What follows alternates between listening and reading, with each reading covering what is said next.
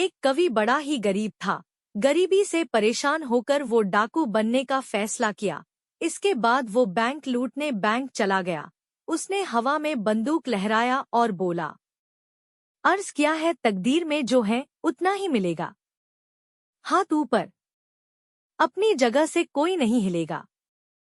Cashier के पास जाकर बोला, अपने कुछ ख्वाब मेरी आंखों से निकाल लो, अपने कुछ ख्वाब मेरी आंखों से निकाल लो। जो भी है तुम्हारे पास है जल्दी से इस बैग में डाल दो।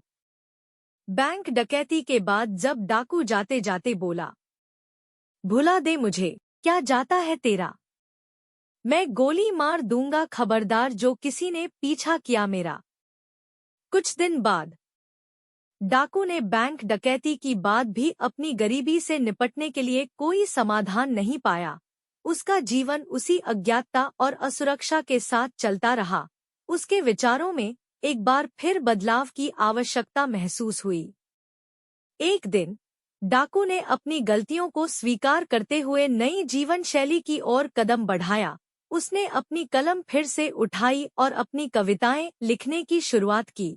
उसने अपनी गहरी अनुभूतियों, अन्याय और समाज के प्रति अपनी चिंताओं को शब्दों में पिरोया। उसकी कविताएं उसे समाज के अन्य लोगों से जोड़ दिया और उसका लेखन सामाजिक चेतना को जगाने में मदद करने लगा। उसकी कलम से निकलने वाली आवाज लोगों के दिलों को छू गई। धीरे धीरे उसकी कविताएं प्रसिद्धि प्राप्त करने लगीं और उसका नाम उच्च स्थान पर उठने लगा। डाकू कवि ने अपने जीवन को एक नई दिशा दी और समाज के लिए एक प्रेरणा स्रोत बन गए। इस कविता की कहानी बताती है कि जीवन में अपने दुखों और अधिकारों को स्वीकार करने के बावजूद हम नए और सकारात्मक रास्ते चुन सकते हैं, जो हमें समृद्धि और समाज के लिए उपयोगी बना सकते।